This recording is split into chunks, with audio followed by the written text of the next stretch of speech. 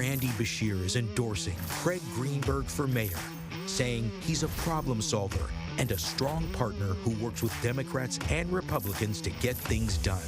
Under Mayor Greenberg's leadership, murders, robberies, and carjackings are down more than 30%. New parks and libraries have opened, and more than 8,000 new jobs have been created. Louisville, we're coming back. Let's keep going. Craig Greenberg for mayor.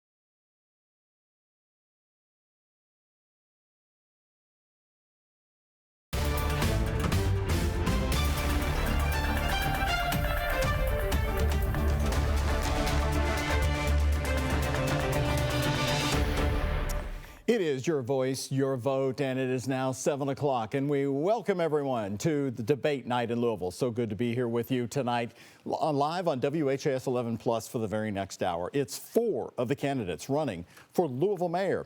This is also an historic election for the River City. It's our first nonpartisan mayoral race. The top 2 vote getters will head to November. Hi, everybody. I'm Doug Proffitt, and tonight I'm joined with WHAS 11's political reporter Isaiah Kim Martinez, and we're going to be breaking down the questions until 8 o'clock tonight. Candidates are joining us on the stage here. They are joining us in alphabetical order, leading here for the debate, and they are Tina Burnell, the current Louisville mayor Craig Greenberg, Lisa Holliday Harris, and Councilmember Shamika Parrish-Wright. We chose these 4 candidates based on the National League guidelines for debates using the following criteria. The candidate must have a dedicated specific website. Also, the candidate must have either a publicized campaign headquarters or dedicated P.O. box, and the candidate must have a dedicated campaign email. That's our criteria. For those here tonight, our rules are going to be pretty simple. Each candidate has 60 seconds to answer our questions. We have an optional follow-up with 30 seconds for the candidates to respond, and any rebuttals, and the candidate will also have 30 seconds. Now, we want to begin with the opening statements tonight, and again, in alphabetical order. We begin with Tina Burnell. Ms. Burnell, good to have you with us. Thank you. Thank you for having us. Thank you for hosting. My name is Tina Burnell. I am running for mayor because I care about the future of our city. If you're not familiar with me or my work, I encourage you to visit BurnellForMayor.com or find me on Facebook at Burnell for Mayor or Louisville Metro Watchdog. I would love to connect with you. I believe this race is critical to the future of our city and the direction of our city, and I believe we can do better. I would be honored to have your vote. Mayor Craig Greenberg, your opening statement. Thanks, Isaiah. Good evening, Louisville. It's the honor of a lifetime to serve as your mayor. And with that, I've been working hard every day along with my team to make Louisville safer, stronger, and healthier. We've made real progress. lowering violent crime by over 40%, creating over 9,000 good-paying jobs, improving our parks and libraries. I think this is why I have the support and endorsement of local unions that represent over 50,000 Louisville families, the endorsement of Governor Beshear, the Louisville Democratic Party, and many others. Yet we all know there is so much more work to do. Right now, families across Louisville are struggling. Costs are rising. And that's why we need to keep working hard every day to make more real progress that Louisville families can feel. I ask you for your support so we can keep moving Louisville forward in a new direction. Thank you. Thank you, Mr. Greenberg. Lisa Holliday Harris. Well, Louisville needs a fix. And Louisville citizens, I want to thank you for joining in on this Louisville Needs a Fix. My name is Dr. Lisa Holliday Harris. And what I did was I wanted to join in this race because I wanted to offer an alternative to what DSA has to offer for residents who care enough that they don't want to be collateral damage for things that are happening within our city.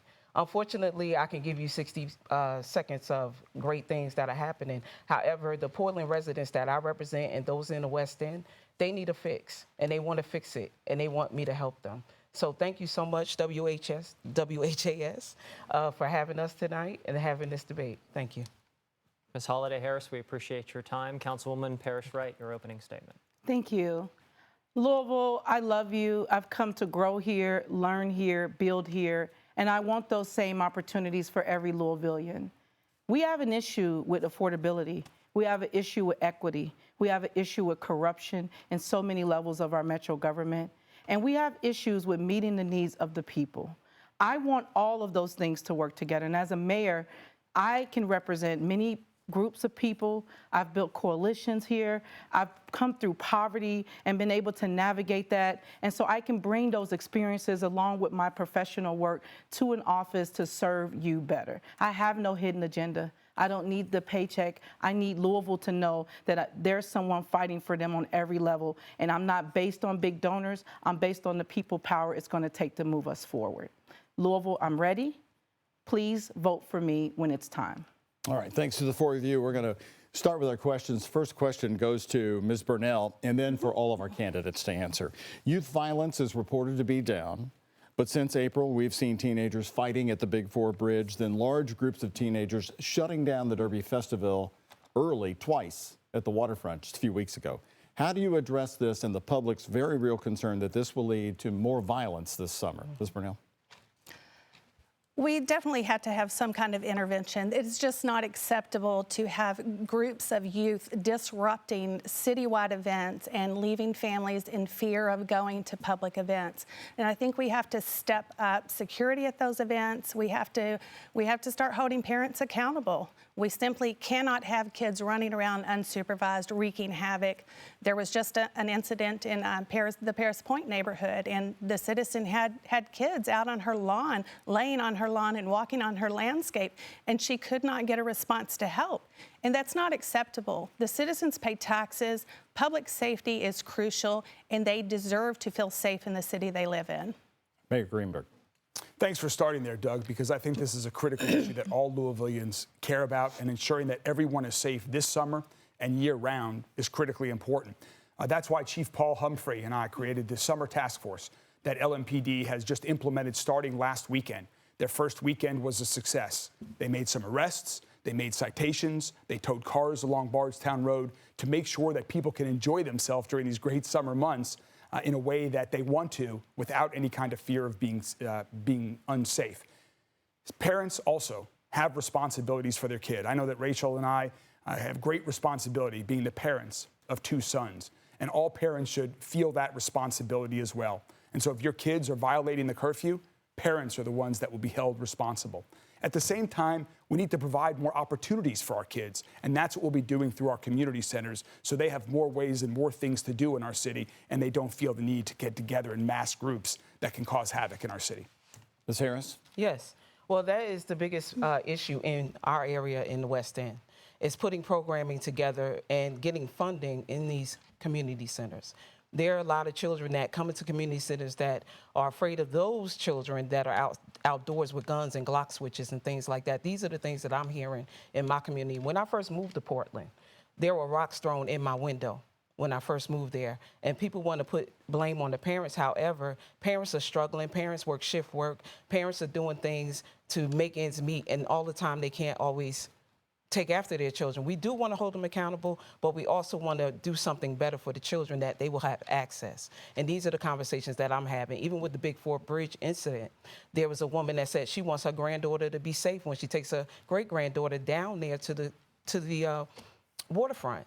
But we don't seem to understand that the catalyst for all this teen takeover is with protests that there's no education behind. And I believe that if we could filter in some education as to why we're exercising our freedoms of speech, then we can go ahead and teach children the right way and the right way to fight. Councilmember Parrish-Wright. Thank you, and that's a very important question. Fortunately, it's not most of our youth that are committing these crimes, and that these youth that are getting caught up in groups are coming from all over our community, not just the West End. I think that we do need enforcement that matches the groups that we're dealing with, but enforcement alone will not handle the issues of the youth. They need to feel welcomed in our communities. I've always advocated for 24-hour community centers with funded staff, places where people can go and young people can feel accepted and welcome. We can't treat them as weapons just because they're young. Some of them are still understanding how things work. We need them involved in the decision making. You have to ask the youth what matters to them and what makes a difference in those changes. I think we need to make sure that we understand the safest neighborhoods are not over-policed. If we're only over-policing our youth, we're not giving them enough third spaces, enough places that they can go and feel connected. And the last thing, youth need to make money. They need to be engaged at every level to make money, and that prevents crime, and that prevents a lot of the things we're seeing. Staying on public safety here, obviously a very big topic. Ms. Brunel? How does the rebuttal process work? We will decide based on discretion if we feel there is a follow-up necessary, including if candidates reference each other in certain cases, but that'll be on a case-by-case basis. We appreciate the question. Okay. Staying on public safety here, Mayor Greenberg, we're going to start with you. What is your top policy priority over the next potentially 4 years to improve public safety, and would you keep the current police chief? Yes, I would definitely keep Chief Paul Humphrey. He has been doing an excellent job for our community, and his leadership is helping to change the culture, improving the results for our community. We've made great progress under his leadership, reducing violent crime by over 40%. But we all know that's not enough. One policy change that I would like to make is to build upon the relationships that we have in Frankfort with the General Assembly to get a state law passed that gives us more autonomy here in Louisville so that we can get these illegal guns off the street. Right now, we have far too many young people that are killing other young people with illegal guns. Right now, the city of Louisville doesn't have the ability to pass local laws that we need for our unique situation that we're dealing with here in Louisville. And so while we haven't been able to get that done yet, that's one thing that I will not stop working on as long as I'm mayor. Mayor, if I may, state Republicans in control in the General Assembly have made it very clear that giving Louisville autonomy over its weapons, over its guns, is not something they're interested in. Is there a different policy priority that you believe is more attainable, or do you think you can really convince minds there in Frankfort? Well, I'm going to keep trying. People probably didn't think 3 years ago that Louisville could get $1 billion in 2 straight consecutive General Assembly sessions, and working in a bipartisan way with Republicans and Democrats, we were able to do that. So that's one policy thing. The other thing that we'll just keep doing is keep implementing the Safe Louisville plan that we have, which focused on prevention, intervention, and enforcement, as well as the community commitment, which is reforming LMPD, improving transparency, improving training, and is truly a national model that the entire country is looking at now. Ms. Holliday-Harris, I'll repeat the question. What is your top policy priority to improve public safety, and would you keep the current police chief? Yes, I would definitely keep the current police chief. I do believe that there are conversations that you see on social media or through news outlets that sometimes his hands are tied in terms of wanting to hire more police. We have currently 1,300 or more police officers that he wants to push more budgeting into and to secure the reserves that they have. I would rather hire more police department staff, as well as undergird the fact that we are suffering in certain areas. And just to Shamika's point about the West End, yes, crime is everywhere. It's just that what affects us on the West End will affect East End and things like that. So in this 4-year plan, we have to bridge the gap and ensure that each and every border of our city is secure. But definitely I would keep the police chief, also offer more training, also secure the jobs that children, when you hear defund the police, these children are going to college for criminal justice. They want to become, police officers as legacy jobs from their grandparents and things like that. So we want to instill the fact that they can come into these jobs and still have them and be secure that they will have the backing and the support that they need. Councilwoman Parrish-Wright. Thank you. A very important question. And when I talk about improving metro government, that includes our police department. And yes, if police chief would work with me and accept my leadership, I would keep him. I do think that he needed more training with community relations because police chief is the most important role in our city right now. But I also know that he can't do it alone. And our budget is a moral document, so I do think we need more funding to add to the social services and the programs and the anti-violence work that many groups are doing. And many of them have been gutted in that process. I think on top of adding more funding in that end, making sure that there's more places and more opportunities for people to connect to services and care, because we reduce violence by investing into the neighborhoods that have been neglected. I would improve the Safe Louisville and the community plan to include the pastors, the many leaders of communities who are doing that work so they can have more decision-making power. If we can improve those parents, I think that we can improve public safety. Do you believe the police department's budget needs a reduction?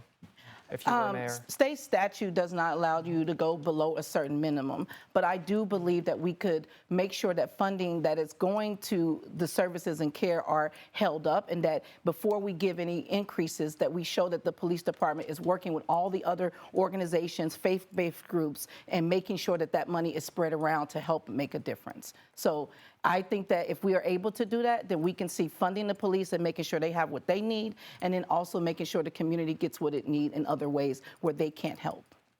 Thank you. Ms. Brunell, top policy priority to improve public safety, and would you keep the police chief? Well, I think the public understands that we are on our 5th police chief since 2020, so I think stability in that area is important. My understanding is word is going around that Chief Humphrey is not going to be in that position after this year. So I don't know if there's any truth to that, but if so, it is very concerning to me because we do need that stability in that row, in that leadership. So I would certainly be willing to sit down and have a conversation with him. I think the public has been very impressed with the job that he's done. I personally think he's done a good job, and he's hit some difficult situations head on. The thing that I would like to focus on is recruitment and then more specialized training. So I think we need to get more officers in so we can improve our response time, so we can get better services for our community, and then we can have some officers free for community engagement. I think that is important. I think people miss that. People miss basic patrol. So lots of things we can improve there. A couple of follow-ups real quick. Yeah. Mayor, are you not keeping Paul Humphrey past this administration, or is he leaving? Paul Humphrey, I 100% hope he stays with me from the entire time, for my entire second term that I hope to be reelected to. He is doing an excellent job. I'm incredibly impressed with the work that he and the hardworking men and women of LMPD do every day. And so I don't know what rumors Ms. Brunell is referring to, but I have no information that leads me to believe that Chief Paul Humphrey will not stay as police chief under my leadership, and I sure hope he does. One other follow-up, and I would like you all to have a 30-second response to this. You brought up the curfew. Most of our viewers tell us the curfew is worthless, it's never enforced. Who do you believe that should be enforcing this curfew? Is it the parents? Is it the police department? Ms. Brunell? The parents. The police are there to provide public safety. Your role as a parent is to know where your kid is, to give them those boundaries, and I think the parents have to be holding their kids accountable. It's difficult, and I know it's hard in this age. Kids have a mind of their own, but I think to that end, it really is our responsibility as a parent to control our children. Mayor? I think it all starts with the parents as well. That's where the responsibility for upbringing lies primarily. And also right now, the curfew that is in place and has been on the books for long, long time, some of the issues that we've seen in the past few weeks in our city have actually occurred before the curfew. Monday through Thursday, it's at 10 p.m., After that, it's later than that. And so some of the issues with youth have happened earlier in the evening. So we need other solutions. That's why we need more programs. That's why we need summer works to be even more vibrant, which it will be this year, and then turn it into year-round program, which my proposed budget does through funding for the academies of Louisville to ensure that our youth have more to do and they're not headed in the wrong direction. Ms. Burnell. Ms. Harris, excuse me. That's fine. Yes, definitely. I'm actually the subcommittee chair lead to the youth in Portland, and we are working on programming to get ahead of it, meaning getting to the children at ages that are very young, that are being involved in street violence at a very young age. And yes, the parents are to control their children. I think everything starts at the dinner table. But right now you have so many broken homes. You have single parents, shift workers, and things like that. And I believe that's the biggest, that's one of our largest issues. But I'm definitely standing on the fact that public safety is very important, very important. And then we're leaving out a demographic, the environment of our, those that are disabled, those that I represent tonight, those that are afraid to come out because of crime and things like that. So we get a control of our environments, we can do good. Councilmember Parrish-Wright, the parents once again saying the curfew's just not, it's not there, it has no teeth. Who enforces it? As a mother of 6 and that worked to keep my kids out of trouble, I kept them busy. And I had a village. I worked a lot, went to school, and so I had other adults in the community and in my family to help make sure the kids have their needs met. The kids need to make sure that people are invested in them at every level. And I was arrested on a curfew. It will not be applied equitably, and so I think that a curfew would cause more trauma and issues. Like my son is at work right now at Kentucky Kingdom. So I think that if we were able to do something equitably, we could. But yes, it rests with the parents, and then it's up to the community to provide what the children need to stay safe. Right, thanks, Isaiah. Thank you all for that discussion. We're going to move on to housing now, another big topic here in the city of Louisville. Property taxes are projected to soar in parts of this city as home valuations continue to increase. The city's property valuation administrator told me a shortage of available homes and homeowners' resistance to sell in this current environment are contributing to this. What is your plan to increase the supply of housing, not apartments, homes specifically? Ms. Holliday Harris, we'll start. I would say working with those that own these properties. I would say breaks and tax incentives that will help them to not only prepare for this housing, to release these houses to homeless people or those that need housing. Forgive me. Nevertheless, to not tax people to death. I want to do something where we stay and keep our taxes stable enough that homeowners and people that own development can release these properties to those around them that need this housing. I'm having. You're okay? Thank you. It's a big topic. Yeah, it is. Councilwoman Thank you. Parrish-Wright, I know you've talked to me and others about your time within the houseless community. You're trying to find a. Definitely want to represent that. And I don't think that just single-family homes will help us close our housing gap. I want to be clear on that. But I do think it should be clear pathways to home ownership. I also had, because I was running for mayor, and I had a property that I couldn't do much with, I sold that property to a young black developer who is now able to benefit off of Mayor Greenberg's program that gives people who bought those homes a chance to deal with the fines and the fees so that they can get it developed. I'm happy to see that is happening. But I do want to see more of those. I think more incentivizing more minority women and black business owners and developers to be able to get in there. We have a lot of big developers that are buying up blocks of it, and it's harder for the smaller entities to catch up. It feels like you got to know somebody to get into the right realm. So more incentivization, working with the metro government plans that we already have in place, and then also making sure that we're increasing with young people early home ownership programs. And the Urban League has it, so many groups have it. So I will build those up. Councilwoman, thank you. Ms. Burnell. Okay, well, I do find this to be an interesting topic because I think often we repeat what we hear without really doing any due diligence. Yeah. And I read an article today that talked about right now we have more single-family homes available than we have had in a very long time. That's not what we've heard in Louisville. Okay, well, It could be in other places I have read across it, the yes. country. So, and then, so I think when we talk about housing, we have to be looking at all the different types of housing. I think what we've seen with Mayor Greenberg is a significant push with his favored developers for high-density apartments, not so much other varieties of housing. And when he ran in his last campaign, he promised to do something with the vacant and abandoned houses in the West End and turn those into housing. And that hasn't happened. So those are angles that we can be working beside just pushing high-density apartments. There's, you know, and now they got the whole modular housing thing going on that they're looking to give some land bank property to. So what I feel is going on behind the scenes is there's a lot of maneuvering and a lot of money being made, and it's not necessarily translating to more affordable housing for the people.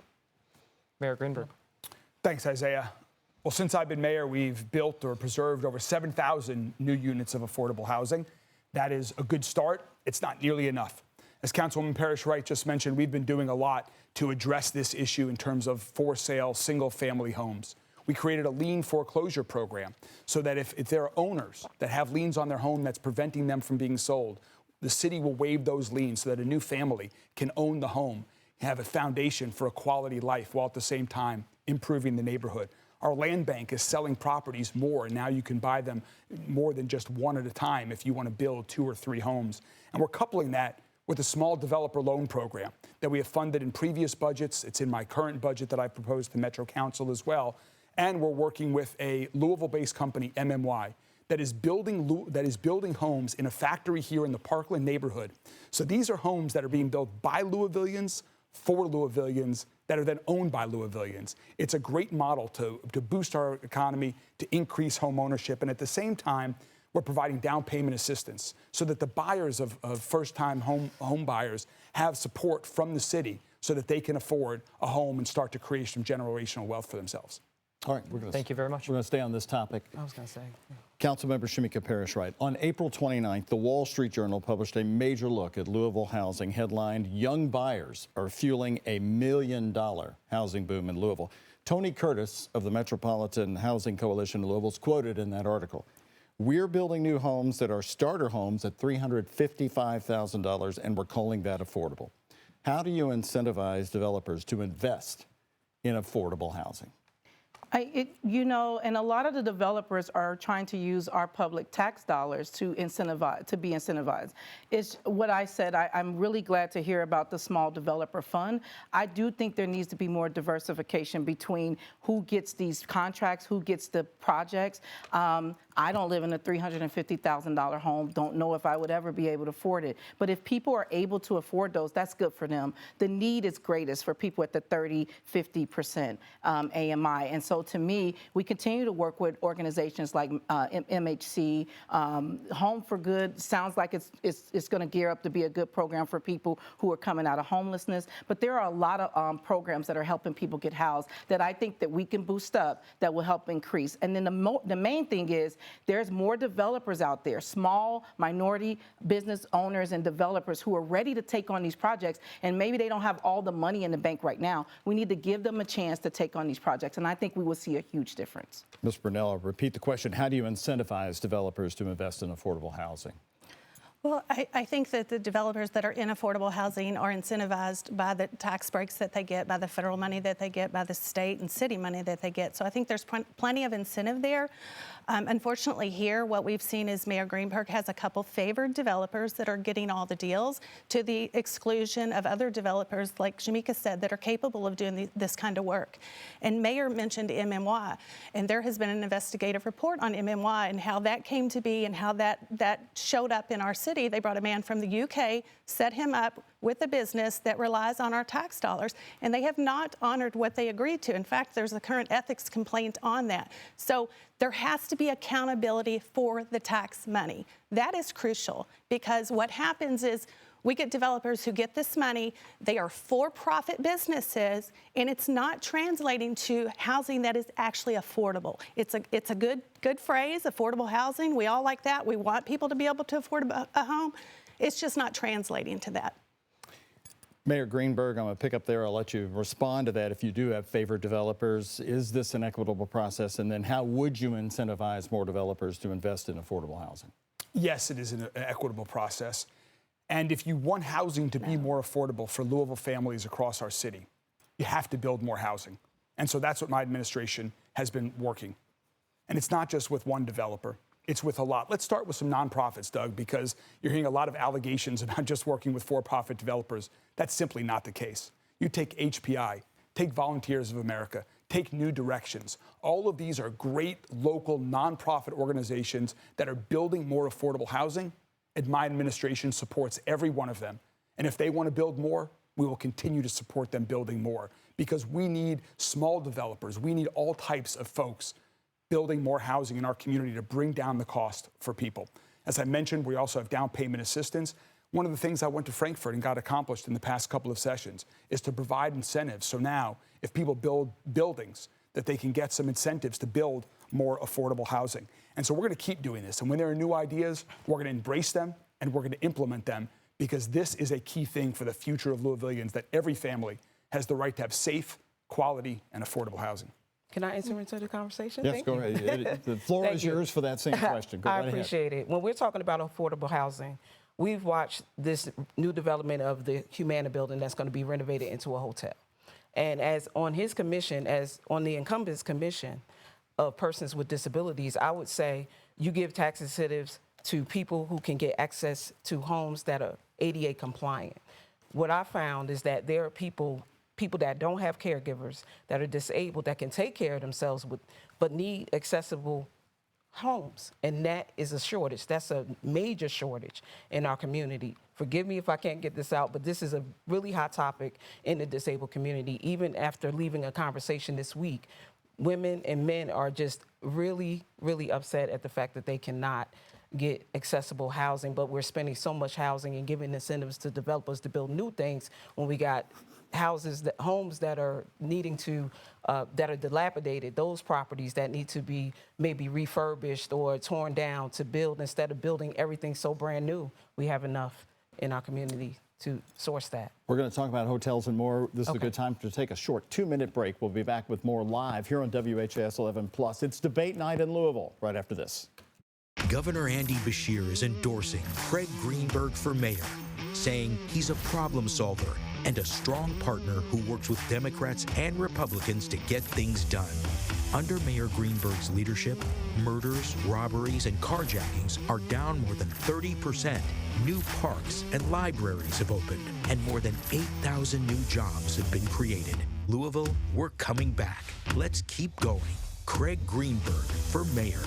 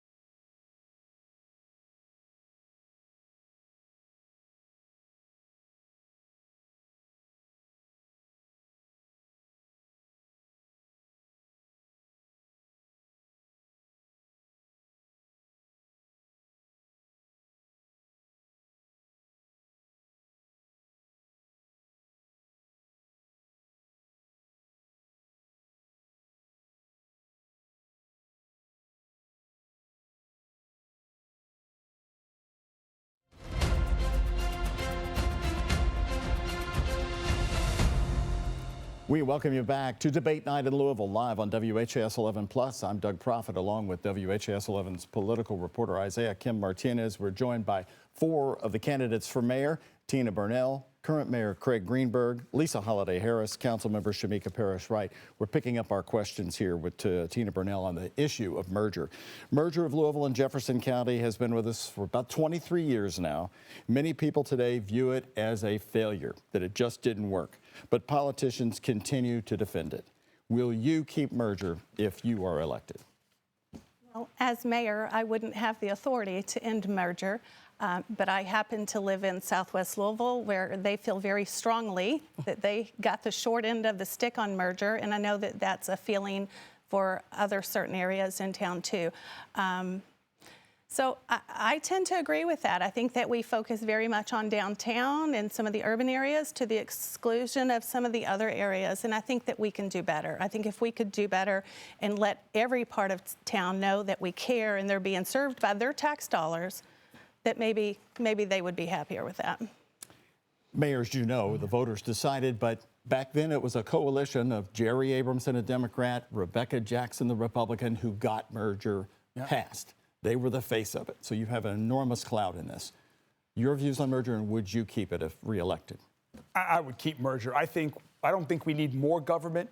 I think we need more effective government. And I hope that folks all across the city are starting to see, maybe for the first time since merger, that Louisville Metro government is working for them. Take South Louisville, for example. I know folks in South Louisville have felt neglected for far too long, probably even before merger. Now we're finally starting to invest. We've been investing millions of dollars in their parks, from Riverside Park to Jefferson Memorial Forest, New Park, Nick Rodman Legacy Park. We're putting the first responder training facility that's going to be training police officers along Dixie Highway, where we just purchased some property for that. We're also created a South Louisville Business Development Loan Fund so that more new restaurants could come up. East Louisville, of the $1 billion that's being invested in our city from the state, over $700 million of that is for new roads and infrastructure, nearly all of which is going into East and East Louisville, which needs some serious investment given the growth that they've seen. We're focused on the entire city of Louisville, and we'll continue to make Louisville Metro government serving every Louisville family, regardless of where they live. Ms. Harris, would you keep merger? Well, since I live in Portland, that's a big conversation, because it's a densely populated city, and a lot of people do have issues about the merger because they feel left out. It's been decades, and you see this city that is listed as one of the most high poverty cities, a part of the city in Louisville. So what that means to me, with merger, it works, but at the same time, when it comes to budgeting, these areas are being overlooked when it comes to pushing money into these areas to fix it, to get things done, and that's what I'm hearing from the residents in that area of town. Like, why is it the merger? We suffered from the merger. They had their own mayor, they had their own thing, and their own economy happening. So these are just some of the conversations that they want to have fixed. But with the merger, I will do and yield to education more on it. And right now, what I hear is a lot of people are upset about merger. Councilmember Parrish-Wright. Thank you, Doug. A very important question that always comes up as I visit the smaller cities that we have in Jefferson County, and people talk about where merger failed. As mayor, I would work to bring the promises that merger told people that they would have. And so people have been feeling disconnected, as it's been alluded to here. And I think that when I look at the budget, I happened to move here right before merger. And when I look at the budget, I see there's never been a time where downtown Riverfront was not invested in. And then people feel like if it would take a lot to undo it. So I would definitely work to keep it, because you can't undo it in 4 years. But I think that if we work together, we can improve what merger brought. I hear people telling me they want to improve LMAS services. They want improved, they having bamboo issues. And I get a lot in my district of people who are in unincorporated districts who also feel like they left out. They feel like those 10 counties that were added, 10 districts that were added gained more, and too many other districts lost. So I would work to make those improvements more equitable. Staying on the topic of merger, say it does stay intact, Mayor, we'll start with you. Is there something that does need to be tweaked or fixed about the way it's structured right now? And if so, what would that be? Well, we need to make sure that we're focused on every part of the county. And that's, as I mentioned, what we've been trying to do, is we need to make sure that whether you live in West Louisville, South Louisville, East Louisville, or right smack in the middle of Louisville, that you feel connected. And so we've been working together to try to do things to bring the community together. We've seen our community come together time and time again. That needs to happen year round.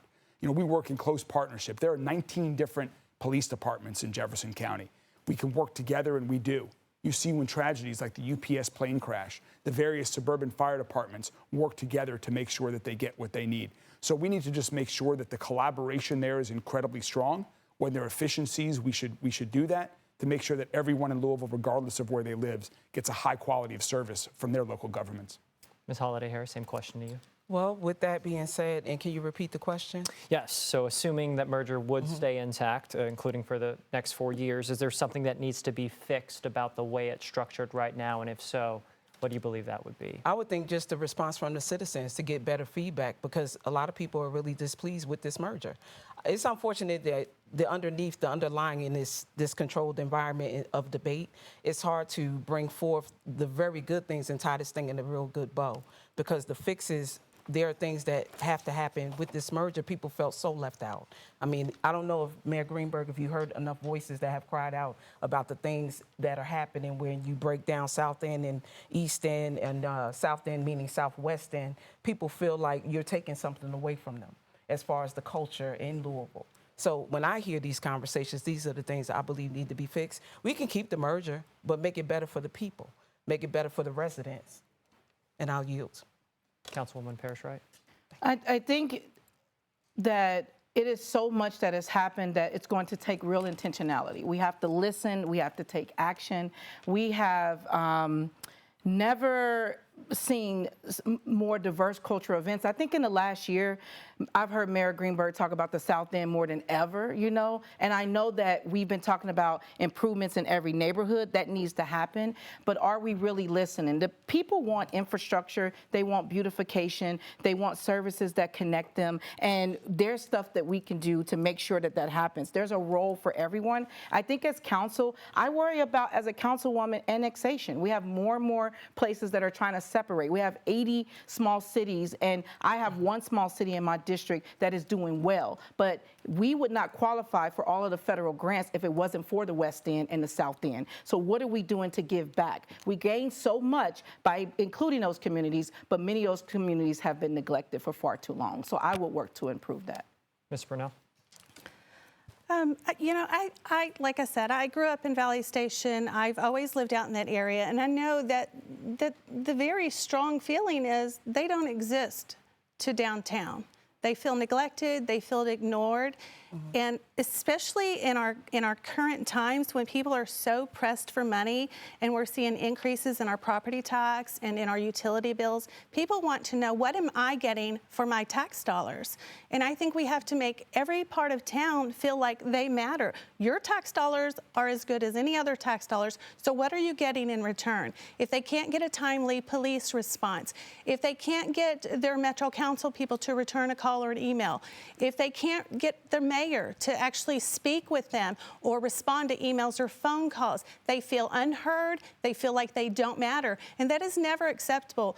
These are all public service positions, and so we serve the public, and they need to understand that. They need to feel served, and they need to feel heard. Quickly, Mayor, I want to give you a chance to respond, because this was an issue, or has been an issue, that has preceded you as well, and continues to be something where, broadly speaking, there are some folks out in the county who believe that police departments, they're putting in their tax dollars, but then they don't get those responses to LMPD and others. But then some who are in more of the inner city neighborhoods, they believe, well, we need more police response. We have higher rates of crime. I wanted to give you a chance to address that specifically, because we hear that all the time on our phone lines as well. Yeah, thanks. And one of the things I'm pleased that we've been able to accomplish under Chief Humphrey's leadership with my support is our ability that we're recruiting more people to LMPD than we have in decades. We gave significant, historic raises to the men and women of LMPD under the last union negotiating contract. Every dime of that was deserved. We've given them new resources in the world-class national model of the Summit Wellness Center, which provides physical and mental health and other support services for our police and other first responders. They do an incredibly difficult job every day, protecting all of us, keeping all of us safe. We owe it to them, and now you're starting to see that in the numbers. Our recruiting class numbers are going up, our retention rates are going up, and people that have left LMPD for other departments are choosing to come back to LMPD. All of that is beginning of our ability to increase the size. And as we increase the size of LMPD, then we'll be able to do even more. And the run times will continue to go down even more. All of that is what we're working towards, and we're making positive progress towards those goals. Ms. Holliday-Harris, Yes. I want to start with you with this next topic. It's growth versus gentrification. We're not the only city that has to grapple with this. There are neighborhoods in Louisville that are growing while others have been stagnant, even declining in populations in some areas. As a city, how do you balance growth without gentrifying neighborhoods? Well, that's a pretty difficult thing in terms of when you hear gentrification, you hear of takeover. You hear that developers are coming in to take over residents who are longtime Louisvillians' property or not giving them the opportunity to do things within their neighborhood. So to balance that, you have to have communication. You have to communicate the actual plans and the things that you want to do in these cities without leaving the residents out. I can't give a most in-depth, I would say, answer to that because all you hear is that. You know, I'm bringing probably the underlying issues that people are angry about when they hear regentrification. Why is it that we are limited in what we can do in our city, in our parts of the city, versus what another location can do? To balance that is just to provide more resources. Forgive me. I'll yield. Councilwoman Parrish-Wright. Thank you. Gentrification is something I worked on. Urban renewal really disguised gentrification a lot. When I moved here, I knew that river cities get gentrification the most because life thrives around water. People want to work, eat, play, and do all the good things. And so I hear stories from people all the time telling me how white the West End used to be, and then there was white flight, and then there was black flight. But now you see more people wanting to come back to those communities because affordability, the cost of transportation, and you want to be in a place where that's walkable. And I believe the West End has some of the biggest, best houses ever. But now we got to make sure that people who come from poverty, and I can't speak for everyone, love to see new things in their community. They want to be able to access them. I always give the example of my legislative aide and his husband tried to get into one of the hotels in Nulu on a waiting list, but because they did not have to go to the coffee shop, because they didn't have a key to the hotel as a visitor or a tourist, they couldn't access that. They work, they're young people who are thriving, they just bought a home. Why can't they access what's being built? That is a problem that I want to work on as mayor. Councilwoman, thank you. Ms. Burnell. Can you repeat the question? Yes, so we've seen neighborhoods in Louisville that are growing, others has not been the case, some stagnating or declining populations.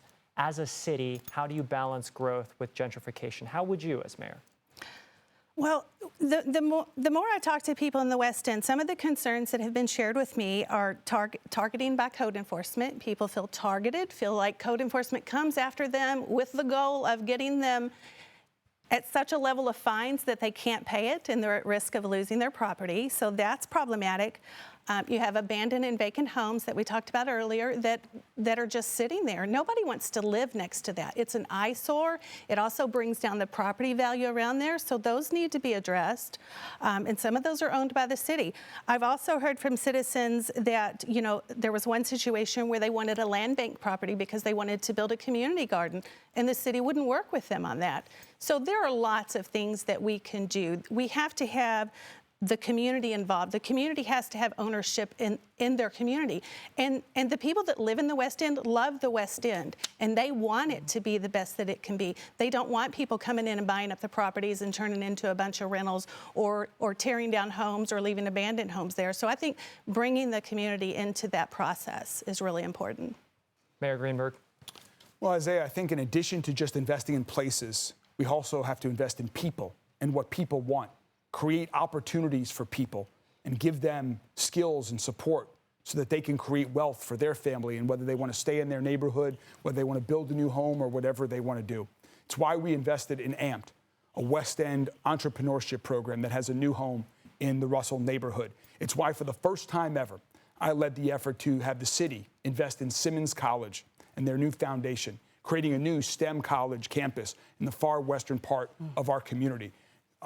Simmons College is our HBCU, historically black college and university, right here in Louisville to give them and the next generation of students. It's also why we've gone all in on our parks and libraries. If you want to see the best water park in the entire, not just city, but region, Go to check out the new Algonquin Park pool, which this year will have its second season. Bring your family there. It is the best in the region. We've invested in our libraries. We've expanded and renovated the Parkland Library and the Portland Library in West Louisville. The Parkland Library was closed for over 46 years. We got it open. Mayor, These are the types of investments we need to keep making. That's time. Doug. Moving on, a question to Councilmember Shamika Parrish-Wright. Planning and zoning. We cover more and more meetings where people tell us they feel helpless.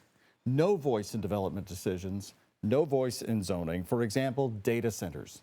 What rules would you all place on developers who want to build data centers here in Metro Louisville? Well, one of the reasons I wanted to become mayor is because you get to make appointments to the many boards and commissions, and planning and zoning is one of those things. I think that that process needs to be opened up so we make sure that people are making the best decision for the community and not because they're beholden to planning or developers. I think that we are a developer city. That's the truth about Louisville. We're a developer-strong city who depends on a very strong mayor to help lead. Even though the mayor is an executive role, our mayor of Louisville can impact policy. So I would work with Metro Council to make sure that policies and laws are in place to make sure we protect the residents. We would have community building agreements. I've been in planning and zoning meetings till 1 and 2 in the morning. I would look at ways that we can make better appointments to make those better processes. I am against data centers as the concept, and I feel like the one that came in, it was already zoned. And once somebody buys something, the strongest laws are around land ownership. And by the time we as council got to find out about it, it was little that we can do. I'm interested in more moratoriums, more information from the planning and zoning on regulations, and it is ahead of the law, the data centers. We got to make sure that we catch up to it. So that would be my goal in the first year of my administration, to get better policies in place to protect Louisville from the people coming in to take over. Ms. Burnell, what rules would you place on developers who want to build data centers here, the specifics in your mind?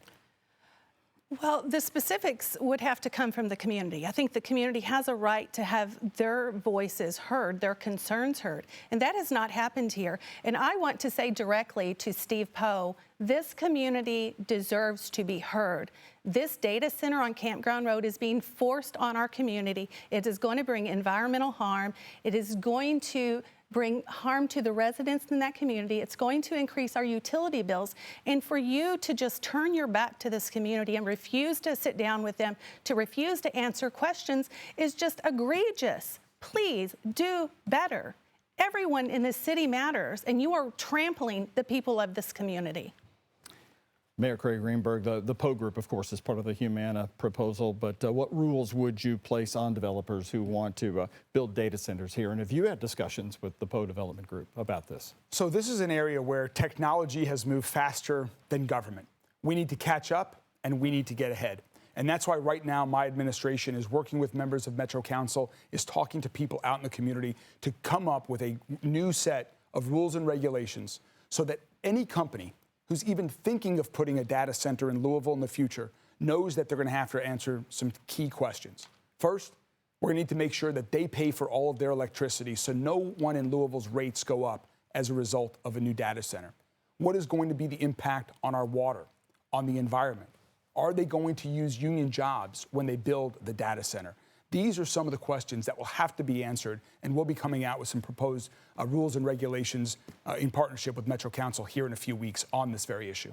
Ms. Harris, on data centers. Thank you. Well, this is where I stand in the gap of people who say these questions should have been asked before this data center was implemented or even thought about, because there are groups right now that are really upset about the fact that in Rubbertown, this neighborhood has grown. We understand that it's industry that has been there for 40+ years. We have railroads and industry that was there, and there's families that built there, but now it has increased in residential, people and citizens, And so right now, with that being said, the data center these questions should have happened before then. I believe that Louisville could say no to data centers. Huddleston did, the woman out in Mason County, she totally, disagreed with what was happening. I think we could say, no, we have enough of them. We don't need a big one. We don't need this hyperscale data center. Thank you. Moving on to downtown investments. This would go to Tina Burnell to begin here. Vacant downtown buildings are becoming hotels. We just mentioned Humana. New hotels are being built. We're becoming a hotel city. is the visitor economy the smart, sustainable economy that you see supporting Louisville for the future? Ms. Brunell? Can I circle back and add one more comment about the data centers? Because Sure, but it will take off your Okay, time here. because I just wanted to point out how disingenuous it is for Mayor Greenberg to stand up here and talk about all these things that we need to put in place when he knew that data center was coming and they did nothing. They kept the community in the dark. It was wrong. So back to the buildings downtown. You know, we have a lot of hotels here now. I don't know how many more we need, but they keep going up, and often we're seeing a lot of the same developers. And so, again, I think there just has to be some accountability. There has to be some public input. How many hotels do we need in this city? What else can we do with those abandoned buildings? Are there some that we can turn into places for our homeless residents? I think there's lots of things we need to be looking at besides hotels. Yes or no? Is it a sustainable economy for the future, the visitor economy? Is what a sustainable? The visitor economy, just the tourism economy, with more hotels. I don't think that's no. I don't think that's as relevant a factor as many other things like public safety, cleaning up our downtown. Okay. Mayor Craig Greenberg, I'll give you time if you want to respond to her claim at the beginning there, but let's talk about that on the hotels and the visitor economy. Does it hold us up for the future? Yes, hospitality is a big portion of Louisville's economy. We need more of that. We also need more housing. We can and we are doing both. As a matter of fact, in the last session of General Assembly, I know I keep going back to that, but we have more tools than we ever have. New program that was just created to convert downtown vacant buildings into housing. You're going to see some of those projects start. In fact, just a few weeks ago, we announced the Hubbock building on Main Street is going to be new housing. Right behind my office at Metro Hall, again, using new tools that we have, 116 new units of housing in the old fiscal court building that has been historically vacant. But we need more hotel rooms also because we're bringing more people to Louisville than ever before. In addition to events like the Kentucky Derby that we have every year, we have 400,000 people who visited us in September for Bourbon and Beyond and Louder Than Life. And don't forget, we just brought the 2028 USA Olympics gymnastics trial to our city. You're going to be seeing more big announcements like this for world-class events that are coming to cities, to our city, because of the infrastructure we have. This means more jobs. This means more local businesses that can generate more revenues for the local business owners that they have. So we can and we will do both. Ms. Harris, do you see this as the future economy for us? Well, I believe this city is being built for the outsider as opposed to the residents within Louisville. And I say that because in 2022, Mayor, with all respect, you said that there will be a grocery store downtown in Louisville, and that never happened. That was perceived but never achieved. And then also in Nulu, there was a store, the Nulu Market, where they were taking their homeless, but yet they got cited. So I do believe that most of your calendar, you already knew that the Olympics were coming and things like that. So we're preparing things for that, but we're not preparing our citizens for that revenue that's coming in. And then I've seen cities that I've lived in, big cities, where people get pushed out because of these events that are coming in and this big boom for hospitality. But what type of jobs, who will go into these jobs? When I go into hotels, you don't see a good array of good quality people that are taking these jobs because they're not getting the wage that they want. They're low wage jobs. There are people who don't speak the language and they're being abused, and there are just things in that you should take a look at. Can I respond? Yes, 30 to that? seconds. So Yes. quick two responses. First, not getting a grocery door downtown has been one of my biggest disappointments of not being mayor. If anyone watching tonight can help us bring a grocery store downtown, we will do nearly anything to make that happen. We've reached out to everyone. We continue to. It is far harder than I thought when I first got elected. And secondly, the single largest project that is going to be going on downtown when it comes to housing is rebuilding Dosker Manor. We are working to make sure that more people have safe, quality, and affordable housing, those that need it the most, those that are residents of Louisville Metro Housing Authority. That's the type of focus that we have to ensure that we have it right downtown in the heart of our city for those who are most vulnerable in our community. Ms. Parrish-Wright, I'm interested in your thoughts on the hotel economy. Thank you. I think that it is a viable part of our economy. The city has to run as a business. You need revenue. Most cities want to be in the running for an Olympics because it brings a lot more revenue. But the Olympics also leave back big eyesores and things like that. So that's something we need to plan around. I won't have to work on building a hotel in the 4 years because Mayor Greenberg is covering that. Mayor Abramson focused on the airport. Mayor Fisher focused on the Omni. I think that it is time that we focus on the people who live here so they can access what we're building. If another pandemic comes, we won't see the benefits of the new hotels. And studies show it takes about 6 to 12 years to really see the benefits of these things. We saw the renovation of the convention center. We're still trying to figure out how the Yum Center is benefiting our economy. So I don't want to keep duplicating the same things, or we're going to end up with a bunch of buildings down here with nobody in them. I'm still walking by the Kentucky Home Life building and all these buildings around here who need investment. I believe in repurposing those buildings. I do think it needs to be more housing. I'm a city girl. I wouldn't mind living downtown if I had the opportunity, but there's not enough opportunities for people to do that. So yes, it's a viable part, but it can't be the only thing we focus on. Councilwoman, thank you. Obviously, we've had a spirited debate here, so unfortunately, public transportation TARC, we won't be able to get to that tonight. Great comments, we think. But feel free to visit their campaign websites, and folks can reach out and ask you guys questions on your policies as it relates to public transportation. We do want to go to closing statements now. Councilwoman Parrish-Wright, we're going in reverse order. We'll start with you. Oh, I get to go. You all, it is so hard to say everything in a minute, especially when you live the lives of so many Louisvillians as I have. I'm not coming in here to infiltrate. I have no hidden agenda. I think Louisville needs a mayor that's actually focused on the needs of the people, and all those other things will come into play.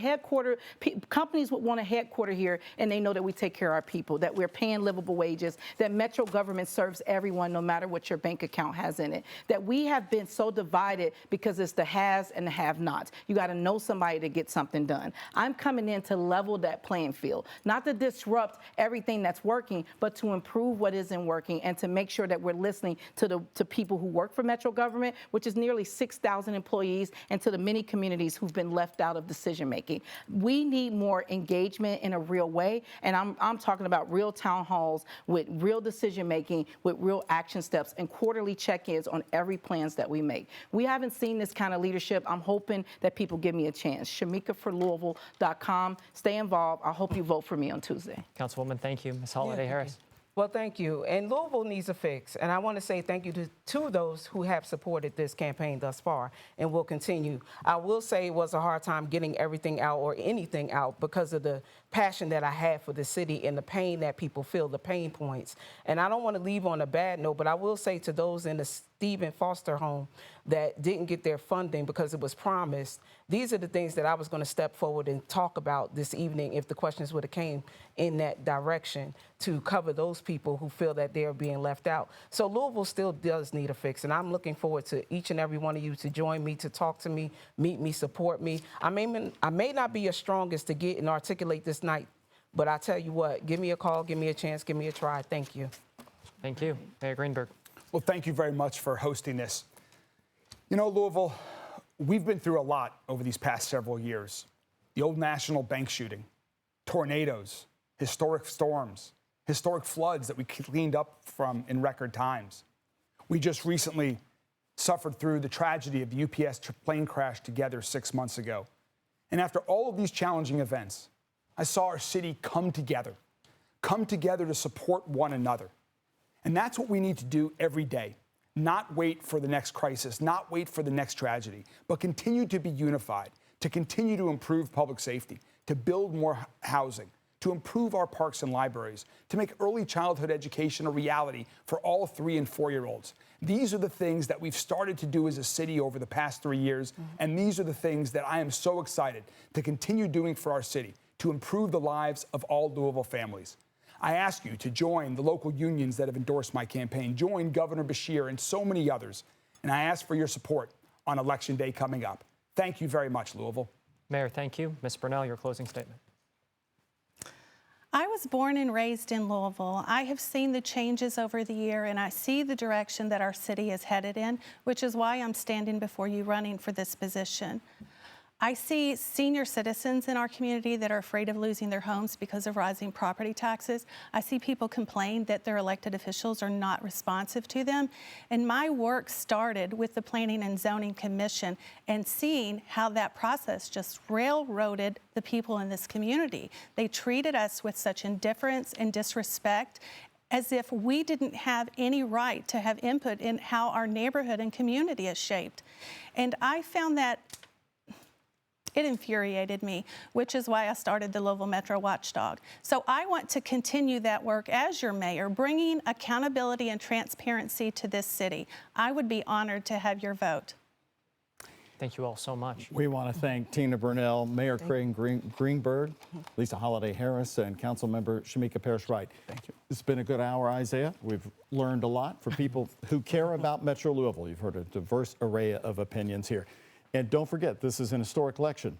First time ever, a nonpartisan election. Independents, you can vote in this election. And we are 1 week away. It is next Tuesday, the May 19th primary.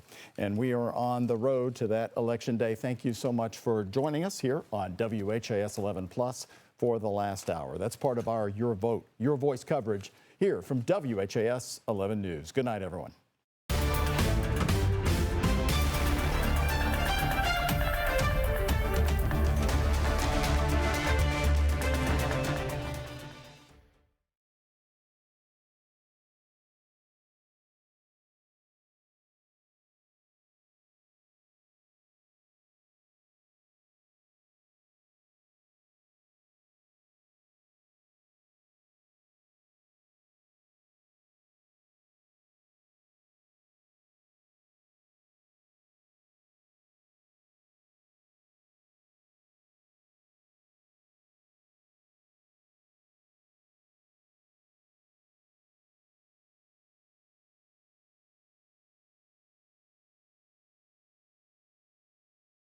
Governor Andy Beshear is endorsing Craig Greenberg for mayor, saying he's a problem solver and a strong partner who works with Democrats and Republicans to get things done.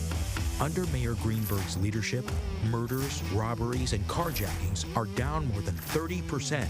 New parks and libraries have opened, and more than 8,000 new jobs have been created. Louisville, we're coming back. Let's keep going. Craig Greenberg for mayor.